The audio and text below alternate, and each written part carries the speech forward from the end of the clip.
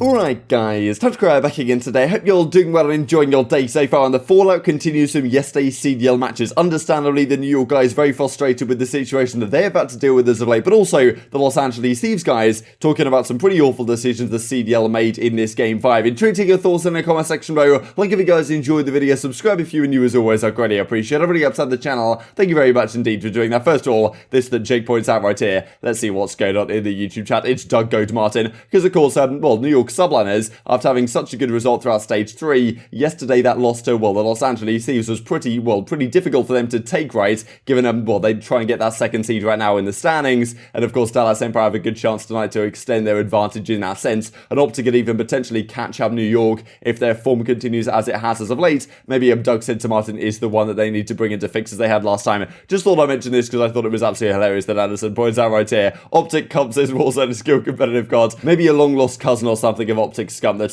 happens to have exactly the same opinion on this topic. Just thought this is kind of funny. So let's talk about this as well actually from Octane, because yesterday I was talking about he looked kind of similar to Mental. This maybe is a better picture to kind of explain that. But of course we talked a few days ago when I was talking to Kenny here on the channel that Octane and Kenny maybe were talked about as being a duo before the season. They even consider potentially bringing Octane in alongside SlasheR in advance of this season, but didn't really work out for them when the Los Angeles Thieves, all the chaos was going down with the roster moves and all this type of stuff and the buyout situation, and they weren't really sure what team they wanted to get. But SlasheR and Octane potentially were talked about as teaming up again. Now, of course, for next season, that of course does become a bit of an interesting question mark, because Octane, I'm sure, probably wants to go to Los Angeles Thieves. I wouldn't be surprised if that was the case. Probably at the top of his list, to be honest, of where to go. But if this Thieves team actually turns out to be pretty good, then could Octane and SlasheR possibly work as a duo? Personally, I think that's a massive risk, because you need to have Kenny on the full-time SMG as rely on him actually frying. Now, maybe in World War II Vanguard, if the PPSH comes back, that's not going to be too much of an issue, but certainly something to keep your eyes on going forward here, especially because Los Angeles Thieves may have indeed found their roster. If they look particularly good for the rest of the season, do they even decide to make a change for next year? That's of course a question to consider. I mean, their bench is absolutely stacked. They've got Huke over there. What happens to him? So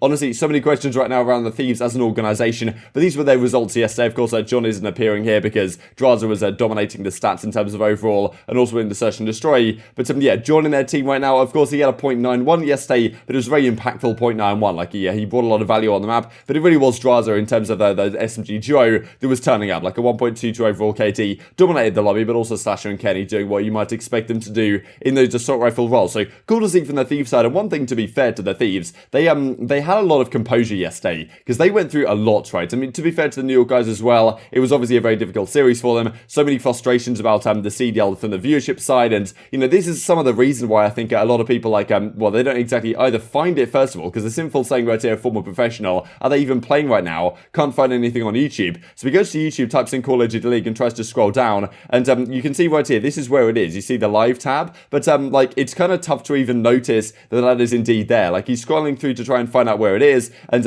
eventually you can either click on the channel and find it there, or you can see as he scrolls past right here, this is where it is in live 27k watching or whatever as it was at the time. But still, first of all, it's quite difficult to find. Then you actually come on the stream and you're watching like 2 hours and 15 minutes for a series, which there's only like 1 hour of gameplay in, which is because of all the issues that went down yesterday. It's understandable why a load of people don't watch live and just watch the VOD after the fact. Now, that's what we've been talking about as of late, the fact that the VOD numbers do pretty well, but the live viewership isn't very good, probably because of reasons like this, right? Like, why would people watch for 2 hours of their time when they could just watch all the gameplay back and after the fact for like an hour or so, in addition to not even being able to find it on YouTube sometimes. So there's a lot of issues really why the CDL, I think, is, they've certainly got some problems to figure out, let's just say that, and not just outside of the game in terms of viewership and making a good viewer experience so people actually want to watch this stuff on the regular, but also inside the game itself, because yesterday was a bit of a shambles. Now, of course, it's not necessarily the CDL's fault in the way that you've got lag out situations occurring, but at the end of the day, the fact that they are doing an online league does lend itself to these kind of situations, and I certainly hope that they try and get rid of all this stuff for next season, go back to some sort of LAN environment for all of the group matches, however they want to do the format. Like, I think everyone would prefer everything to be on LAN as it was just a few years ago in Infinite Warfare and World War II, when the entirety of the league was still done in a LAN environment. Now, of course, fair play to Thieves, as I said, actually having the composure to go down 5-3 right here and deal with all these delays and these issues. Hydra disconnects twice in this single map and clutch up in this final round. This was a round 11 actually, and this is really the big storyline here. This was a round 11 because the game had to restart early on. So this is, as you can see right here, going into round 11,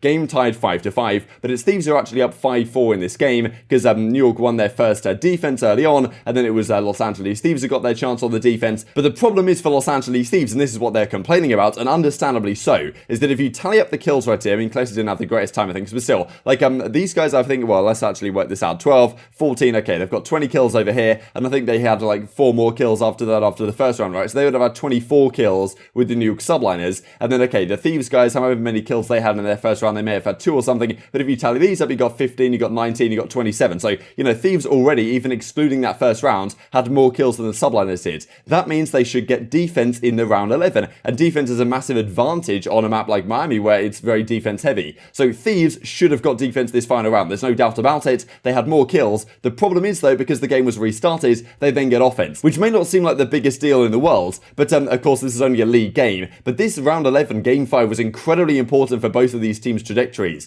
Thieves obviously win it in the end, so they're not going to be complaining too much, but if this stuff happens down the line in more important series, you've got to think like, wow, this is a really big deal. In my opinion, it might have even been better just to stop the game here and restart and just put Thieves on the defense and just play like a single round one and done or something like that, because certainly the Thieves guys weren't particularly happy about it. As Jacob says right here, also, we had more kills, we should have had defense round 11, but they wouldn't end the game to count kills. So yeah, for some reason they didn't decide to end it and figure out exactly who had the more kills and therefore who should get the defense in the final round. They just played with it, and therefore, because it wasn't actually a technical round 11 in the game, it was only round 10, it just kept flipping back and forth, and Thieves ended up getting offense, which I understand they wanted to actually get to the end of the series as quickly as possible, but for a game as important as this, it probably should have been done with high competitive integrity, and I think that's certainly an argument that a lot of the pros would make, especially SlasheR right here. GG's New York, so glad we won that series, that was absolutely huge. Also not giving us defense, which I'm 99% sure we had, which indeed they did have. It's comedy. How is that possibly a thing? They do win it in the end, but if they'd have lost that, I'm sure the outrage on the tunnel would have been even greater than the complaints that we already do see. So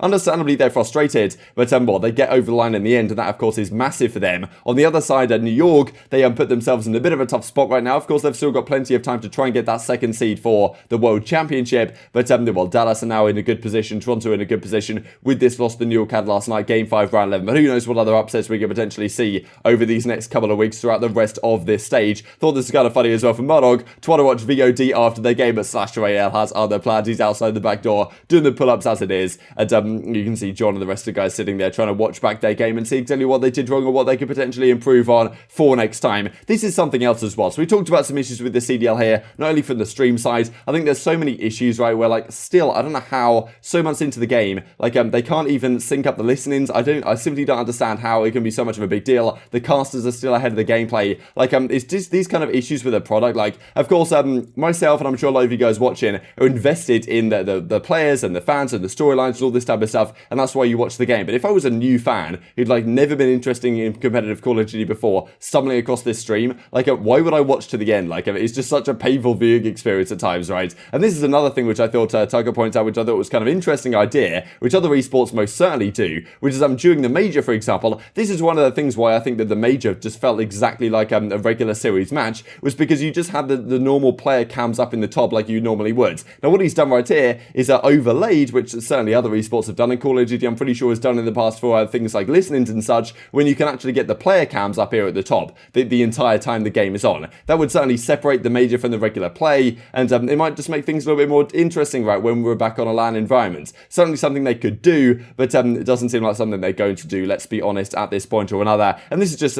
some frustrations for myself about the online league, to be honest. There's been a lot of nonsense this entire season, to be honest, so, it's just frustrating to deal with. Obviously, a LAN league coming back for the actual league, pro league matches itself would be pretty cool. They used to do it at the MLG Arena in Columbus, and obviously, I think we'd love to see something like that. Online does have its benefits, but it does cause an awful lot of issues from so many different angles, and also create the whole arena of, okay, yeah, you've got online COD, you've got LAN COD. It's a question mark as to how much the online stuff should matter when it comes to seeding for massive LAN events. I'm sure the pros want everything to go back onto LAN, and hopefully it will get rid of all the excuses and complaints that some players have had for understandable reasons going into next season, especially, for example, in last night's action. Let's talk about the games then for later today. Interesting games from some angles. May have to prepare a different topic or something to discuss later though, because not exactly anything incredibly spicy right here. But FaZe get to start off their group play in pretty nice fashion. They of course played Ravens first, now they play the Paris Legion show. Should be a nice 2-0 start for them. Mutineers versus Surge could actually be very interesting though, because Mutineers Mutineers, I mean, they're also in a similar spot to Thieves, right? Where we looked at the standings yesterday. Rokkr at 200 points. They won yesterday, so Thieves really needed to win to try and keep them, keep on their tail, I suppose. So Thieves have a great chance of actually getting that 6th seed, which starts them in the winners bracket for the World Championship. But Mutineers are right behind them, right? They're right behind Thieves, at least they were. Now they're probably 20 points behind, still on 170. So a victory here against Surge is massive for the Mutineers to keep them in the running ready to get to the winners bracket for the World Championship. Pretty much Mutineers, Thieves, and all the guys above them are, guaranteed to be qualified. But still, Mutineers have a lot to play for here. FaZe, of course, they're trying to get the #1 seed. Any upset loss or something like that, which would be pretty surprising for sure, but it would make things very interesting in terms of how the group play seeding would potentially work out for this Stage 5 major. And then the final series of the day is also a kind of interesting one. Empire versus Gorillas. You got Vivid on the Empire versus his old team in Los Angeles Gorillas. Can they potentially do anything right? Are the Dallas Empire going to be as good going back to LAN, or going back to online, sorry, because they were so good on LAN. And Crimsix has been talking these last couple of weeks, I'm pretty sure he was saying on Zoomer stream a little bit that, yeah, they've kind of been struggling online. They're not as good online as they are on LAN, which kind of is fun to think about, to be honest. But still, can they get the job done here? They certainly need to, because they're in that fight, right, for that 2nd seed for the World Championship, which is going to be hugely important to get that bye into the 2nd round of winners. And Empire, well, one team that is going to be potentially doing that. You got Toronto Ultra there as well. You got the Subliners there, but also a tougher time that they have had now after that Game 5 round 11 defeat last night at what is technically their own home series. Been intrigued to get your thoughts on all this stuff in the comment section below. Hope you guys enjoyed the video. If you did enjoy it, I'd greatly appreciate a like on the video. It really helps out the YouTube algorithm to know you enjoyed this content. Other people like you may enjoy this content as well, and I've grown the competitive Call of Duty community. Thank you much, as always. Take care, and I will see you next time. There have been some rumors, right? You actually had a few offers from a couple of different teams that you turned down before joining LA Thieves. What was it about the LA Thieves team that really enticed you to take it? I mean, the main reason I was turning down offers, I don't even know if I'm supposed to be talking about this, but it is what it is, was because those teams, not going to name the teams, but they had no chance at playing at champs. So when 100 Thieves hit me up, LA Thieves, they obviously have a chance to play at champs. And I get to play with SlasheR again. I was going to ask, hey, your teammates, sounds obviously, different, right? SlasheR, yourself, even